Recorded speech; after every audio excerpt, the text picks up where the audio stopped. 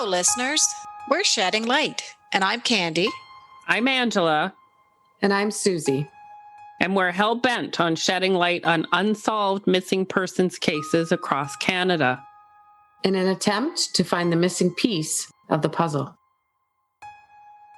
What you are about to listen to is the culmination of countless hours of research in an attempt to gather as many facts as possible about the case by reading news articles, online blogs and forums, and by interviewing friends, family, and people involved in the case. We will discuss different theories and possibilities and pick them apart in order to evaluate their likelihood, or better yet, eliminate them. We weren't there. We don't claim to know what happened. We can only try to paint a picture using the resources that we do have. We don't claim anything to be fact that isn't. We don't claim our interviewees' words to be fact. It's their memory. It's their recollection. It's their truth, and it's their opinion. And everybody's entitled to one. That does not mean we necessarily share any of these opinions.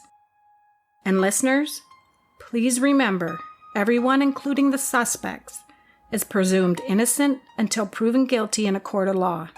Please bear that in mind as we welcome you to Season 5, Episode 4, Let's Bring Lisa Home. Just a heads up that there is some foul language and adult content in here. Listener discretion is advised.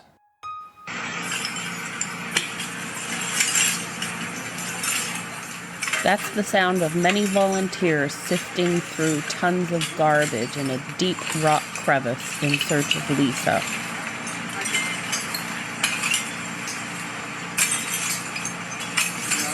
Well, we've just about hit the end of the crevice. Right where Shannon's standing, that would be pretty much the end. And no Lisa. Imagine, this clip is only a minute and a half long. These folks spent days sifting through garbage. This search took place in August of 2021. And we'll share a link to this clip on our Facebook page. Some pretty awesome people down in that hole.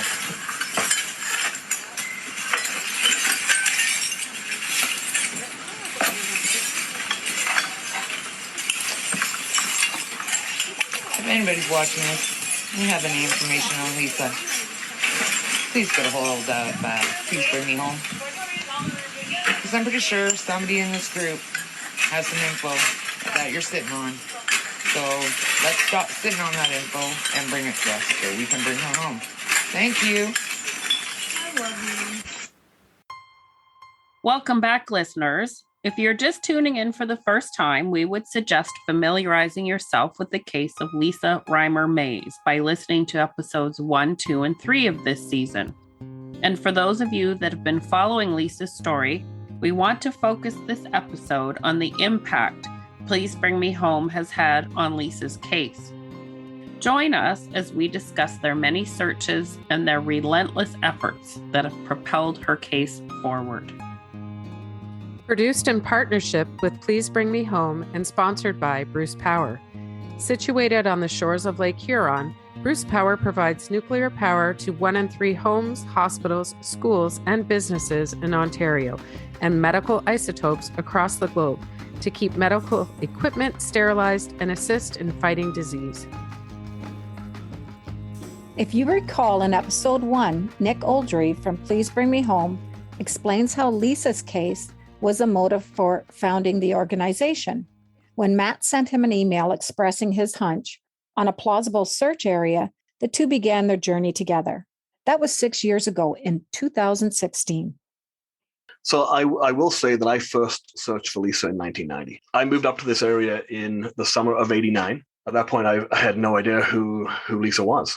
Had never heard about her. And then July of 1990, so this is 2 years after Lisa went missing, I was at a party and I met a couple guys who I had never met them before. And the one guy said to me, "Do you want to go looking for a dead girl. And that's where it began for me over 30 years ago. And he may have said, you want to go looking for a missing girl, but something like that. You want to go looking for a missing girl or for a dead girl?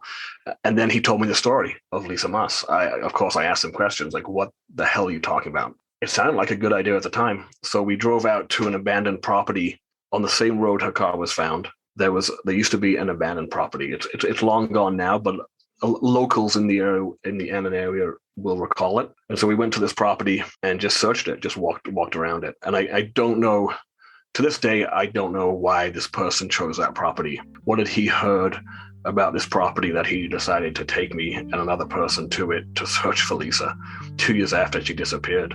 So that's actually why I reached out to Nick, to see if he had heard about this abandoned farm. Had he gotten any tips in? And then he got back to me, and then we met up in early January of 2017, and we discussed my search for Lisa in 1990 when at this abandoned property, and he was very interested in it. I didn't know at that point he was ready to pack everything in. He was ready to end it all. The people who had been helping him initially had dropped off, had kind of faded away. It's a difficult thing to continue month after month, year after year. And so he was ready to pack it in when he got my email.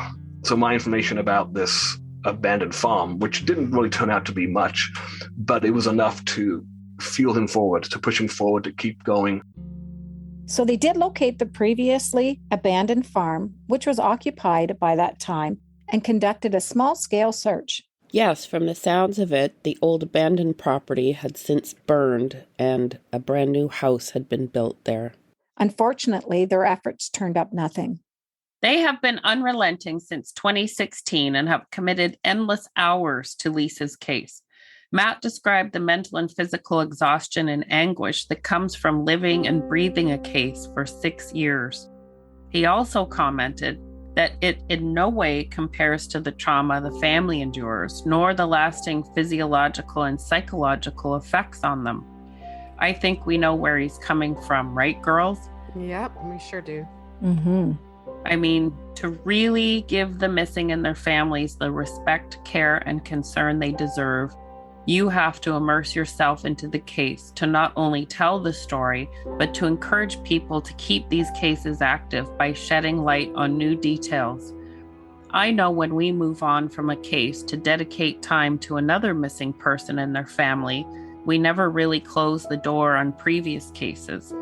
We are always working in the background, and in fact, some of those family members become an everyday part of our lives, and we grow to care for them very deeply. You just never want to move on. In July 2016, based on tips received, Nick and his friends searched the old grist mill on the same lane where Lisa's car was found, uncovering some very interesting items. CTV News, with Scott Miller reporting, aired coverage of some early investigating by the team. It's been nearly 3 decades since anyone saw Lisa Maas alive. The Grey County mother-to-be has been missing since July 1988. But tonight, an Owen Sound man who wasn't even born when she went missing thinks he knows where her body is buried. Scott Miller reports. This is the trail that we believe the car would have taken out after discarding of Lisa's remains, over the cliff, down where the tip said it was, down where we found the underwear. Nick Oldrieve and Anthony Fox believe it's time someone finally brought Lisa Maas home. Someone should always be doing something for these missing people, and whether it's 28 years ago or whether it was last month, and it's not just Lisa, it's just someone should be doing something for them. And I know the police have done a lot of work, but there's nothing really new coming in now that warrants them to do a search, and that's what we're hoping to do. Oldrieve and his friends started researching Maas's case in February. Tips and research led them to a trail near Annan, where Lisa's car was found shortly after she went missing. A subsequent search by Oldrieve and his friends turned up bones, a pop can from 1988, and a pair of women's underwear. A tip a few days later said that Lisa's body had been dumped down an old mine shaft near Kiefer Falls, exactly where Oldrieve and his friends had been searching. And this person at the time they weren't aware that we were searching here. So it just kind of made us want to come back. But then the permission got pulled away. Weren't able to come back, and police didn't have enough to do a search on their own. So the last police-led search for Lisa's body just north of Owen Sound a few years ago proved fruitless. Oldrieve has turned over all of his recent findings to investigators.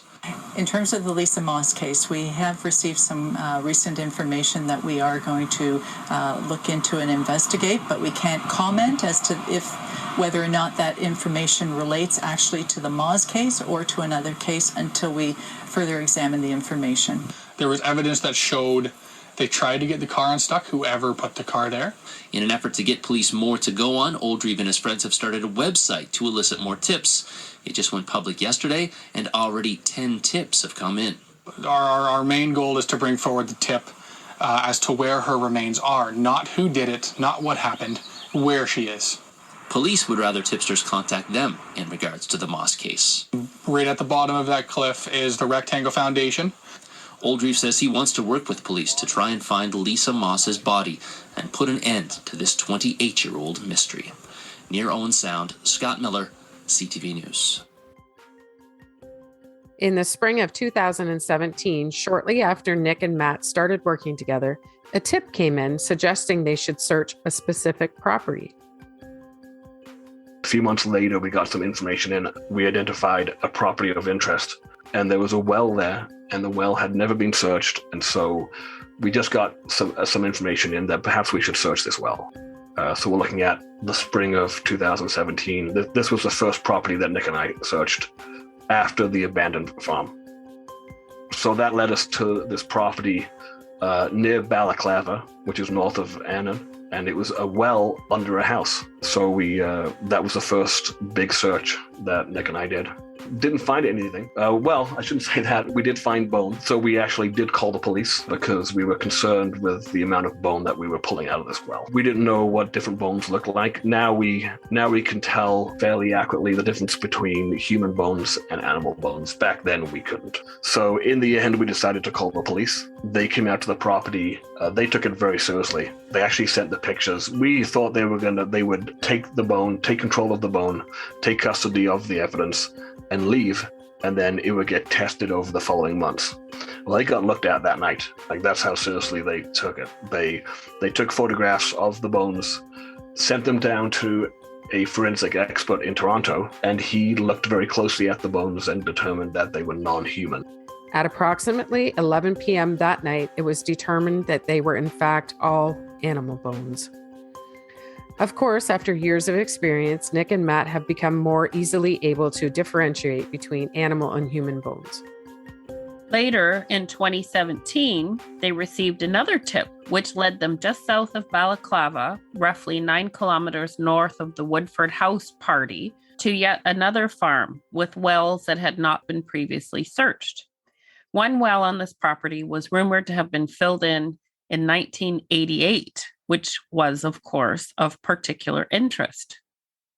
And then later on that same year, we then searched a property just south of Balaclava. A few more tips in pointing to a rural property, a farm, and that potentially there were wells on that property that hadn't been searched. What's the connection between Lisa and this farm? Like, why were we being pointed that way? Well, because the person who had owned that farm in 88 was a friend of the male companion. So the last person to see Lisa alive, by his own words, he was friends with this person who owned a farm south of Balaclava. Having been given permission by the current homeowners who were aware of Lisa's case and recognized Please Bring Me Home from news coverage, the team began their second search with the use of an excavator this time.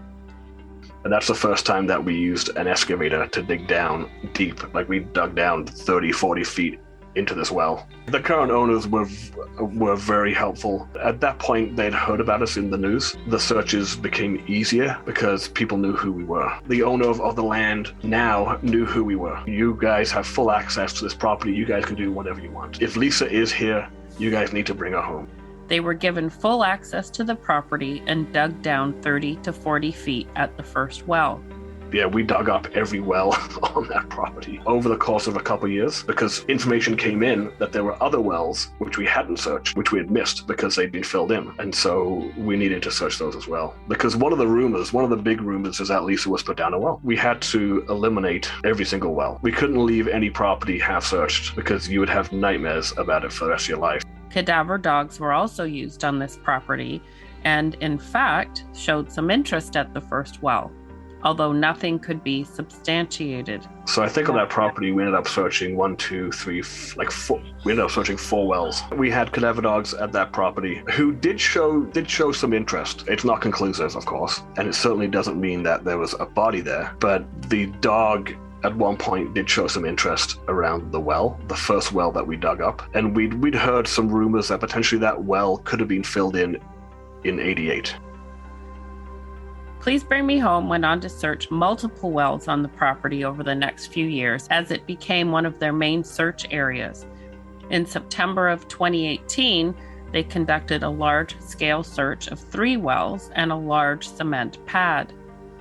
Ground-penetrating radar and a forensic team were involved this time around. Angela, you actually posed a very candid yet sensitive question to Matt, which I found very interesting. Remember, you questioned if someone was disposed of in a well and it was filled, would the decomposition of that body not make its way to the main source of water, which eventually gets pumped through another well into the home? And Matt had an equally interesting answer to that. Well, from what we've heard, the people who lived there at that time didn't use the water. That there was something wrong with the water, so they used to bring in bottled water. So what was wrong with it? Bad smell, which of course, bad smell, bad taste, which of course sparked our interest. You know, these odors and smells underground, water can travel hundreds of feet. That was one thing. Once we heard that they didn't use the water in the house or rarely used it because whether it was a bad taste or a bad smell, of course that piqued our interest and made us want to dig up that damn well even faster. By this point, Nick and Matt had received over 100 tips and had conducted at least a dozen searches of their own. The authorities in general were open to speaking to the 2 men when it came to general information only, of course. A question often asked of police was whether particular areas had ever been searched before. Whether they had or hadn't, it didn't stop the men from searching those areas again, based on any new information they had received. In the spring of 2018, Nick and Matt initiated a full-scale search of a property on the east shoreline of Owen Sound, just a couple of kilometers north of the Bayshore Community Center. The search was ignited based on tips the men had received. They actually searched this area on 2 separate occasions. In episode 2, you will recall us mentioning the police searching the same area in 2010 and again in 2011, but coming up with nothing. People would come by this property and dump soil, clay, fill, rocks, things like that, as the property owner welcomed it because he was trying to build up his shoreline.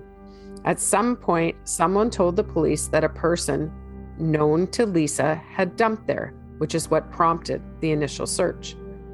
Please Bring Me Home had no way of knowing whether their information was the same information the police based their search off of, so they decided that it was better to eliminate the property once and for all, even if it meant Lisa was not found. They were not going to leave any stone unturned.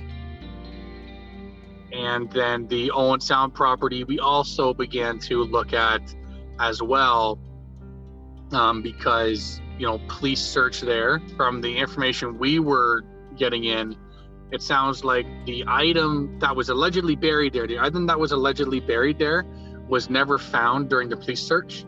And we believe we located that item during our search, where we just dug up the whole kit and caboodle. We didn't dig up just one test line. We dug up the whole thing as deep as we could go. And we found, that this piece that didn't yield anything, but we believe that this was an item that somebody witnessed being dumped there by somebody of interest. So we located that. So we ended up having to take out a tree And because this obviously was not dug under. A person was witnessed dumping what the person initially said was a rolled up tarp. Over the time changed it, could it have been a carpet? Could it have been a rug? Could it have been a sleeping bag? Whatever. So it was always a tarp from the beginning, but changed over time. So we cut down the tree with permission, obviously, and we offered to plant a new one as well. For cutting down that tree. We found a rolled up tarp. So then the forensic team, they did what's called a pedestal examination. So they don't dig up the tarp, they dig at the side of it as if now the tarp is sitting on a table that's open on three sides. And then they slowly picked away at it, and we found out that it was just a tarp filled with the drywall, which makes complete sense that it being drywall in the tarp, because that is exactly how people would clean up their area, especially if they were drywalling or mudding. They would clean up in a tarp and then they would just go dump it. And as Matt mentioned in the last time we chatted, they were looking for fill to go in this hole to build it up on this property at the time. Well, that's why the police went there in the first place, to look for this item that this man witnessed being dumped. Law enforcement did find some stuff, but they never elaborated what it was. So we don't know if there was more stuff related to Lisa's case. What I would presume is that the stuff that was found must have been all they thought they were looking for when they went. Because if there could have been more that they thought was there, they would have done what we did, and they would have cleaned up the whole thing. People continued to tell us they were not looking in the right spot for the item that I saw dumped. So that's why we went back. The news of the search garnered a lot of attention, including that of the media as well as volunteers. One of those volunteers happened to be Dave Hanna, whose sister Lois disappeared just 2 weeks prior to Lisa, about 103 kilometers southwest of Annan. Our season 4 is actually dedicated to the disappearance of Lois Hanna. If you haven't already listened, please do. On May 10th, 2018, CTV News reporter Scott Miller did an excellent job of highlighting the search for Lisa on the property in Owen Sound. An excavator meticulously picks apart the soil on a property along the shores of Georgian Bay, where many people believe Lisa Maas's body may be buried. We've had a lot of interest come in about this property alone. Just a lot regarding the crowd that hung around here, and just this location in general. A lot has come in. Police searched this same property several years ago, but Nick Oldrieve and his crew of amateur sleuths have been working Lisa's case for the past 2 years now. They wanted to exhaust all of their resources on this property, including a cadaver dog. She's got some interest there, but she's come twice back here. Yeah. Underground sonar, and a team of forensic pathologists from Toronto to say once and for all whether Lisa Maas, missing since 1988 and presumed murdered, is indeed buried somewhere on this property, just north of the Bayshore Arena. We would much rather find her, obviously, but if we can disprove this and 100 years from now, if she's not found, people can rest assured that there's no way she can be on this property, then that's okay. We have to disprove these properties completely because we want to do it where we don't have to come back. Watching with interest, a family member of another missing person Oldrieve's crew is searching for. Dave Hanna's sister Lois went missing 2 weeks before Lisa Maas did. Tips led to the first real dig for Lois a few weeks ago. It's just nice that they haven't forgot about Lois. That's a big thing for us, and clearly they're on Lisa's case here pretty hard, so hopefully they find something here today. That'd be good. Hanna is helping out as well, donating a boat motor to help with future searches. That's how Oldrieve's crew operates. Volunteers, the cadaver dog, the underground sonar, even the excavator, all donated. Oldrieve and his crew say even if they don't find Lisa Maas's body here today, there are other sites that they are looking at. Many other sites. We have a property we're calling the Shallow Grave property. We have a property we're calling the Pig Farm property. Leaving no stone unturned. In Owen Sound, Scott Miller, CTV News. It really warms my heart to see how the loved ones of the missing band together to help one another. I know. It's so incredible. Dave Hanna is still experiencing his own loss with no answers, and took the time to physically help with the search, as well as donate a boat motor for future searches. A pretty genuine, selfless act, if I do say so. Such good people with so much misfortune and agony to bear for so many years. It must help them to know they are helping others like them. Absolutely. And I think it's pretty amazing that Nick and Matt have grown this nonprofit organization into what it is today. And it's still growing, right, Angela? Angela just became one of the newest members. Yay! Please Bring Me Home. Congratulations, Yay! Angela. Thank you. And it would actually be nice if you could tell us a little bit about that actual process and your experience so far. Sure. Well, I am now what we call an investigative team member with Please Bring Me Home. And because I am so very familiar with both Lois Hanna's case and Neil McDougall's case, I am assigned to both of those cases, as well as Joe Moore's, who went missing from Kincardine in 2012, and we'll be covering Joe's case in the very near future. So basically, any tips that come in get passed on to me. I follow up with all of those tips with phone calls and emails and any other information I can find out about them. I've been on site with, I guess, 2 separate searches now, utilizing cadaver dogs from Black Tracks Canine. And I will say, as crushing as it is, when you're out searching areas of interest for human remains and nothing is found, it does give us a little bit of peace of mind to know that we are at least eliminating areas of interest. And therefore, we can direct our focus onto the next area of interest and keep going from there. I mean, ultimately, that's what the podcast is for. That's what Please Bring Me Home's about. It's to find the missing. But when you really break it down and think that that means finding a body or means finding human remains, that's the sad part. But the opposite of that is the families never knowing, which is more suffering than anyone can imagine. So as awful as it is, that is the goal. Well, someone has to do it. They can't give up. These families need you guys. And by doing that, Ange, you're really giving hope to a family. Well, yeah, the sad part is reality sucks. Whatever the outcome is, right? So, and yeah, I've met some wonderful people. Yeah, it's so very rewarding. And, we have established really wonderful rapport with both Mary Ellen McDougall, with Jim and Dave Hanna. I've met Joe Moore's sister, Debbie, and, we need to speak much more than we have, but we've met a few times and spoken a few times. There's my dog barking in the background. I apologize. Somebody's walking by. Yeah. So I have a little bit more free time on my hands than these 2 wonderful ladies. So that's what I'm doing with my spare time now. And I wouldn't have it any other way. Well, and you're perfect for it, Angela. Yeah. Angela's got the most inquiring mind ever. Like, remember we've mentioned before, she was like Nancy Drew and I was always the Hardy boy. But I know Candy and I, if we had the extra time on our hands too, would love to do the same. So that's kind of in the cards for me when I retire from my everyday job. So kudos, Angela. We're proud of you, all the Ange. hard work you're doing. We love it. Thanks. I love it.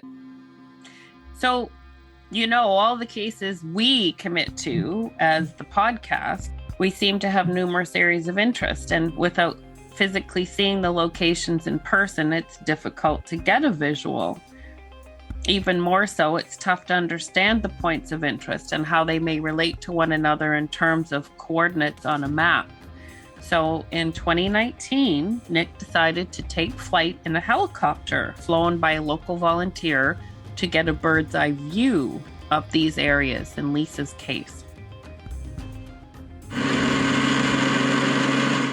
Nick Nick Oldrieve is getting a bird's eye view of the last place Lisa Maas was seen alive, at this house in the community of Woodford. We're trying to locate Lisa, which is a monumental task. It has been for everybody who's touched her case for the last 30 years.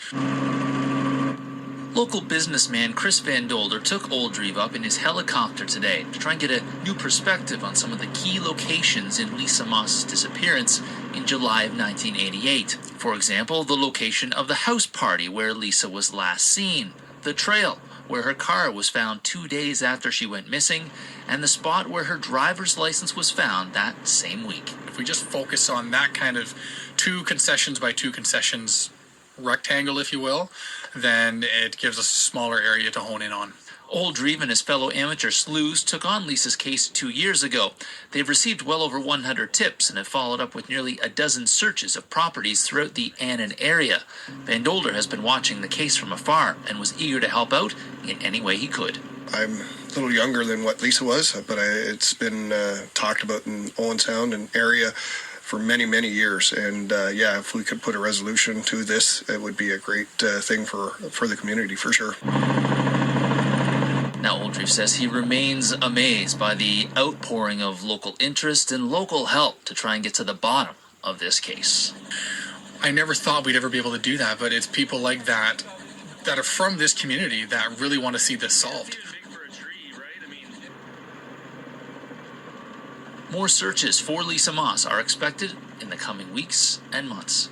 Near Owen Sound, Scott Miller, CTV News. These guys blow my mind. Their dedication is unwavering. I love how they are not just leaving it to the police to solve. After all, they've had 34 years to do so. Yes.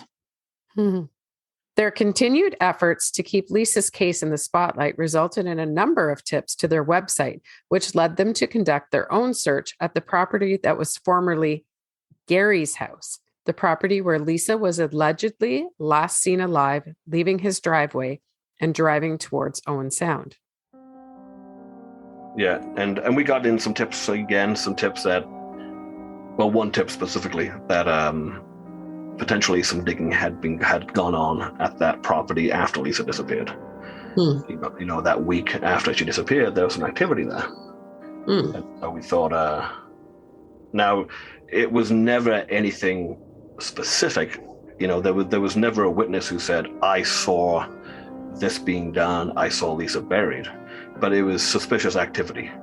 Okay. Or activity that could be deemed suspicious. And so we decided that there was enough there to go and do an excavation. And we did find items that were buried. So the tip was true. What the person was saying was true. The area they'd indicated, we did find buried items. So but just they weren't nothing related to Lisa. Wow. No, they weren't lying about that. It just wasn't Lisa. W5 was on the scene in the spring of 2019 filming this multi-day event. Avery Haynes is reporting in the episode entitled Bringing Hope to the Families of Canada's Missing. This can be found on YouTube. As aerial photos of a farm are shown on screen, Avery Haynes narrates. This farm in rural Ontario is a potential crime scene. It may hold answers to a mystery that's haunted this community for decades. The disappearance of a young woman on a warm summer night in 1988. It was July 17, 1988, in the Owen Sound area, a quaint community a few hours northwest of Toronto. 22-year-old Lisa Maas was last seen driving away from this farmhouse where she'd parked her car before a night of partying with friends. Police searched extensively for Lisa. They used helicopters with heat-seeking sensors, interviewed hundreds of people, but in the end, everything led to a dead end. It's been over 30 years since that search for Lisa Maas. Now, this team is strategizing a renewed mission to find the remains of the gregarious young woman who disappeared so many years ago without a trace. Day 1 of the hunt for Lisa Maas. Excavators move large mounds of dirt, while forensic anthropologists look for bone fragments and scope out possible burial sites. In the sky above, drones conduct an aerial mapping of the potential crime scene. And then Avery Haynes is shown a live video stream taken with a thermal camera of the scene, and it is explained what she is looking at. So this is the aerial view of the two diggers that are going right now. These are the holes they are digging. You can see the corner of the wall, and Avery continues. Nick and Matt's focus this weekend is on finding Lisa Maas, but they have a much larger caseload than just one missing woman. The rundown farmhouse property was a scene buzzing with volunteers.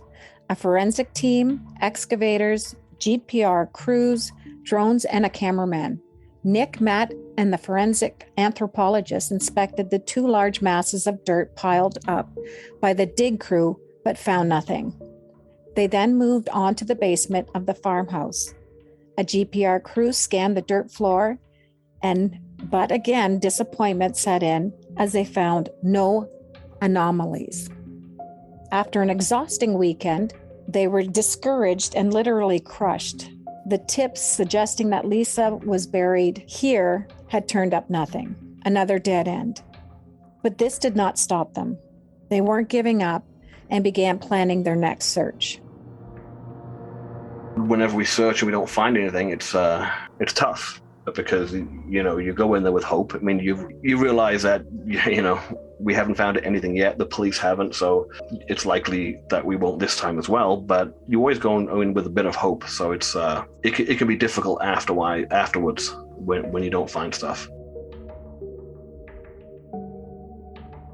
By August 2021, Please Bring Me Home announced they were about to conduct yet another search for Lisa, this time at a secluded apparent dump and party spot on land owned by the Grey Sauble Conservation Authority along the Niagara Escarpment.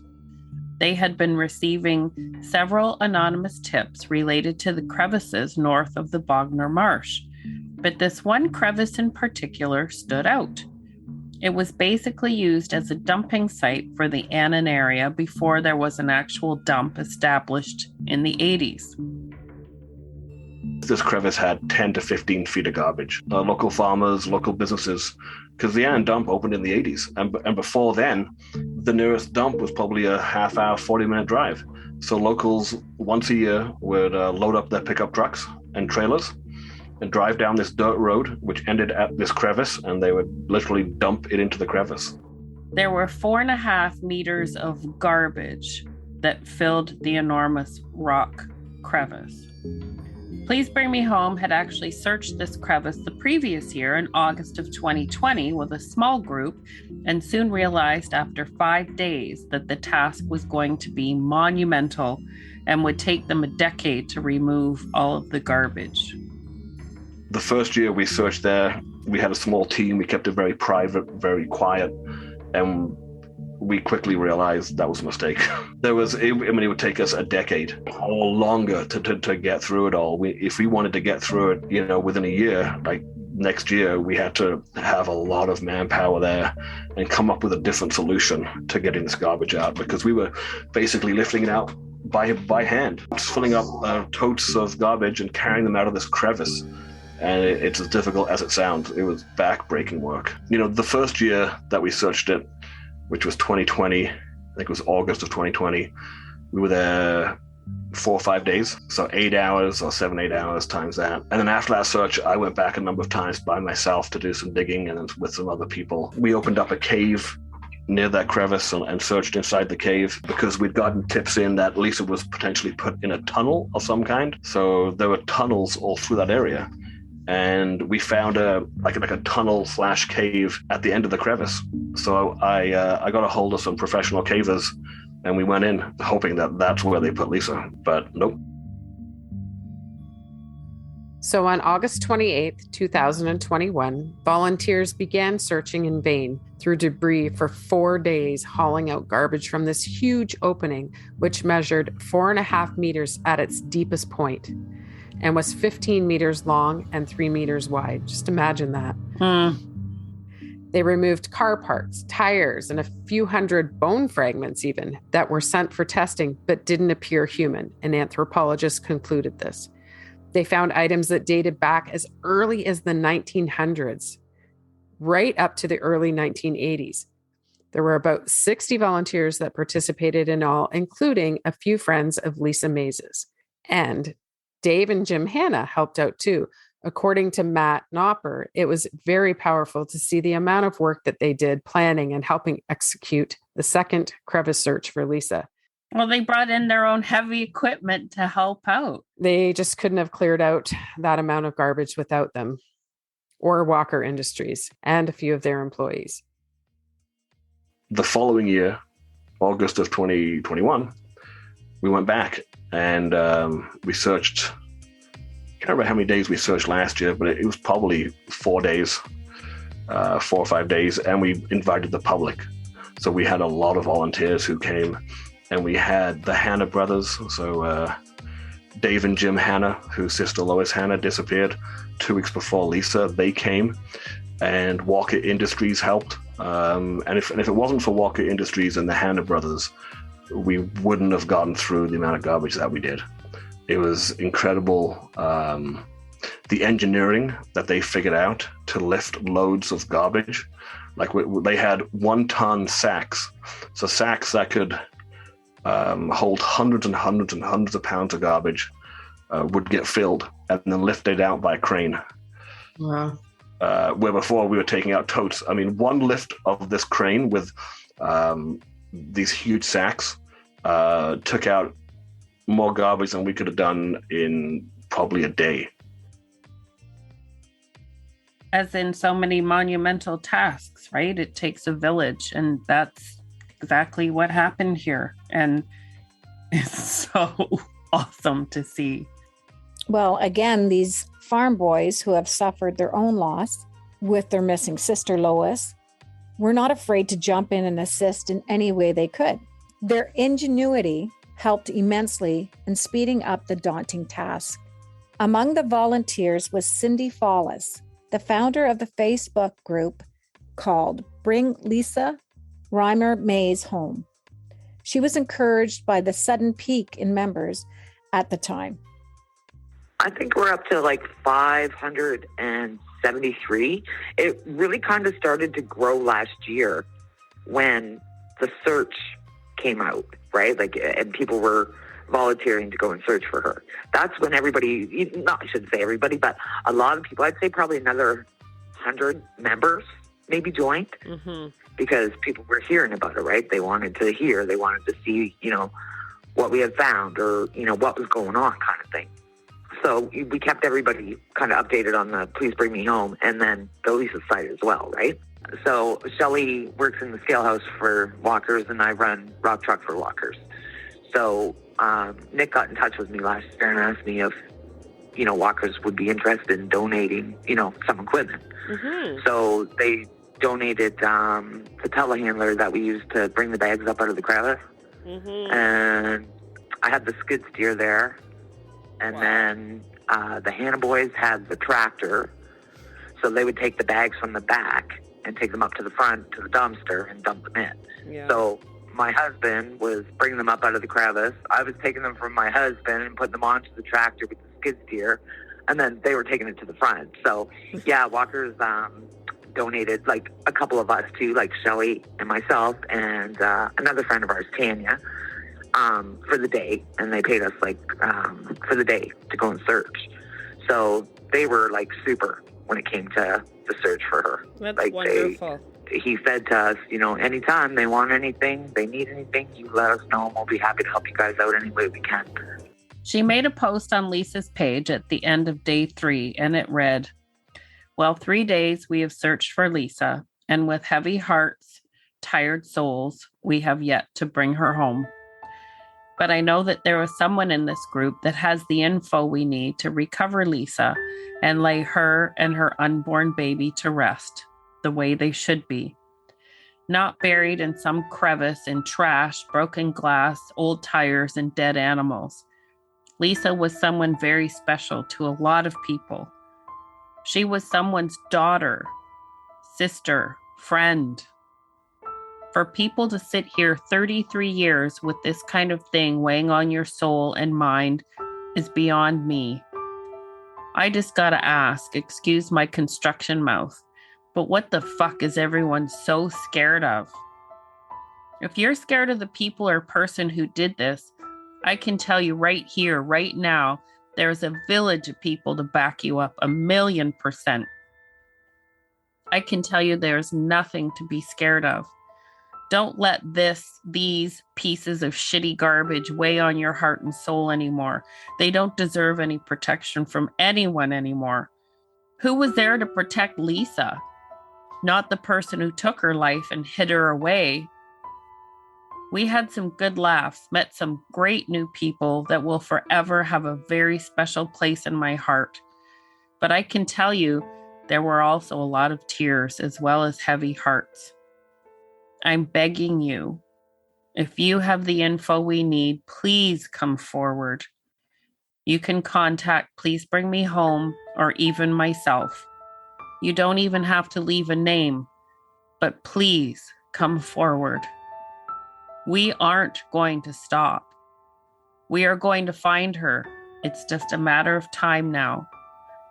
But if you can help us, we would be so grateful. These past 3 days, I have had the pleasure of meeting some of the most selfless people I have ever met. These people cleared out over 9 to 10 feet high of garbage, dead animals, digging for a lost person. The majority of these people didn't even know Lisa, and they went into a dark, deep hole, climbed into tiny caves, searching for someone they don't even know. A family who themselves is missing a family member is there helping us dig for Lisa. I can tell you all this.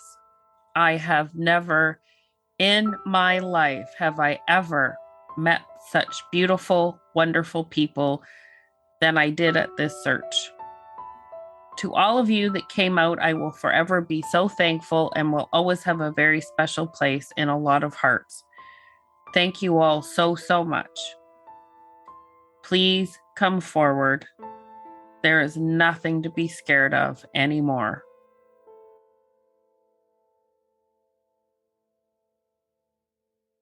At the end of the 4 days, they managed to remove all the debris, and again, Lisa wasn't there.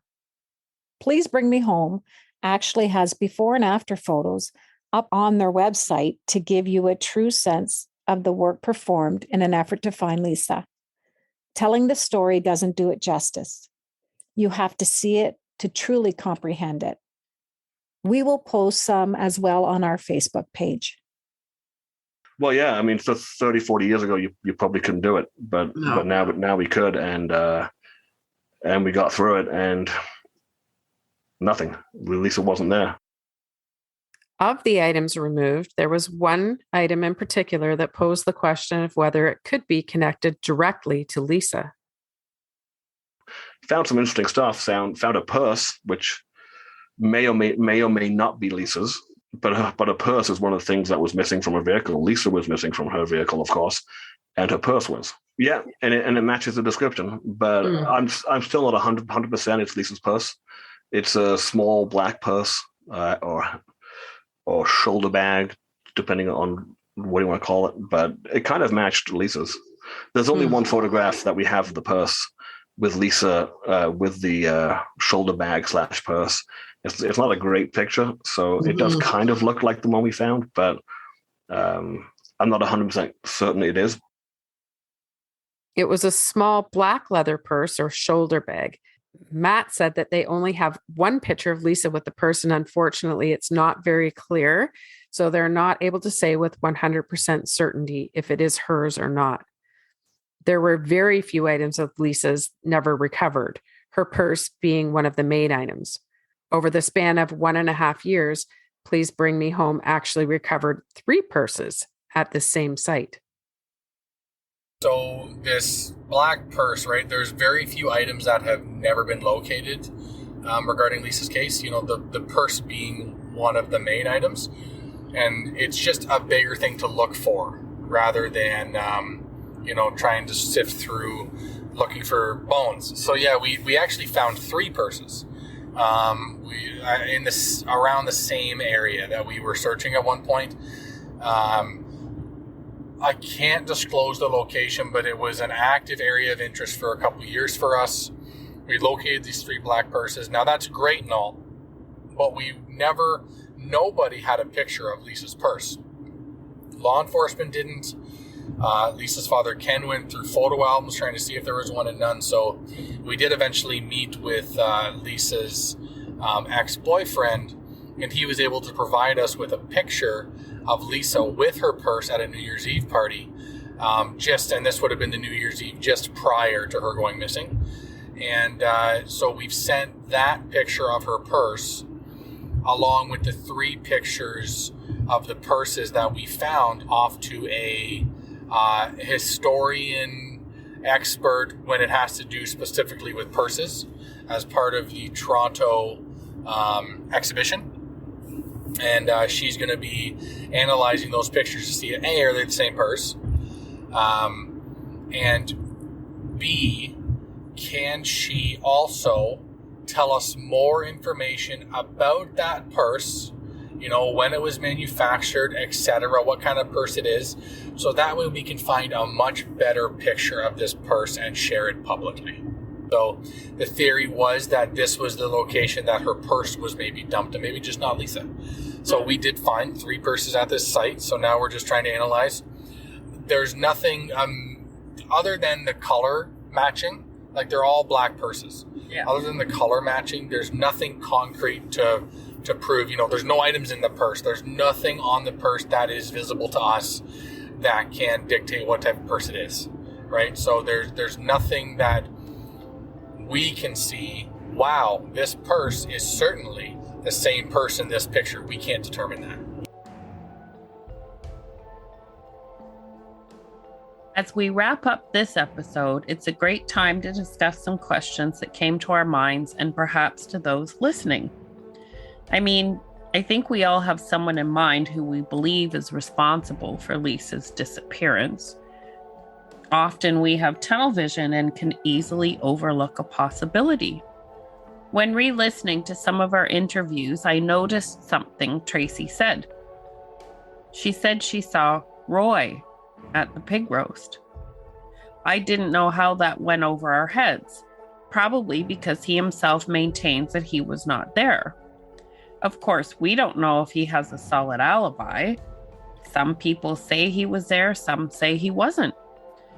Those who didn't see him or run into him assume he was not there. It was the biggest party of the summer held by some of his friends, so it really makes you wonder, doesn't it? It seems that because of him, many of Lisa's healthy friendships were strained or severed. I can't help but think back to the neighbor who a scratched up Roy allegedly came to for help getting a car unstuck in the exact spot where Lisa's car was found. And it keeps ringing in my head how Lisa was allegedly beaten with a phone receiver by him. Jesus. Not to mention the comments on social media saying that he had a history of partner abuse. It doesn't look good on him, does it? Well, No. And they just split up the night before. Mm-hmm. It's usually, on TV when you see shows like that, it's the first person that you think of. Mhm. He looks the most likely, but we have to remember that police have stated that they've ruled him out as a suspect. So we don't know if that's because he had a solid alibi. We don't know these things. Mm-hmm. But I was shocked to hear about Gary's character, in particular, the alleged rape of one of our brave interviewees. She has absolutely nothing to gain by making such a claim except to warn others. And the question that came to my mind was, if he could do this, what else is he capable of? I mean, really, it's his word alone that's illustrated the final hours of Lisa's life. It could be a completely different story, but unfortunately, she is not here to tell her side of the story. Well, we can all say with much certainty that Lisa and her unborn baby met with foul play. So someone out there knows exactly what happened to her. and where she rests. And none of us are going to stop looking for her. So I would say that now would be the time to save yourself if you know who was involved. It is so inhumane to abandon a body, such an indignity to leave those poor souls somewhere. Her family and friends deserve to have a peaceful spot where they can pay respect to Lisa and her baby. And Lisa and her wee one deserve to be laid to rest with dignity and love. Keep talking about this case. Join the Facebook group, Bring Lisa Reimer Maas Home. Put pressure on those you may think are involved. Reach out to Please Bring Me Home if you have something to share, even if you're not sure it can help. Be a part of the answer that Ken Reimer has been waiting for 34 years. Please join us for episode 5, where we will discuss the impact Lisa's disappearance has had on our family, friends, and the community, along with Please Bring Me Home's future search plans. A $50,000 reward remains in place by the province of Ontario for information leading to an arrest and a conviction in Lisa Reimer Maas's case. If you enjoy our podcast and would like to support our endeavors, a 5-star rating and/or review on Spotify or Apple Podcasts would be greatly appreciated. It really helps new listeners to find us. And we wouldn't ever turn down the offer of a coffee or maybe even a glass of wine. Helps tremendously to wet our whistle while recording. The link to our coffee account is coffee.com/Shedding Light Podcast. And that's spelled ko-fi.com. And don't forget to follow us on social media. Links to our coffee account, our Instagram and Facebook page can all be found in the show notes for this episode. Thanks for listening. We couldn't do what we do without you. And as always, this podcast is dedicated to the memory of Nolan Panchyshyn. We love you, Nolan. Love you. Love you.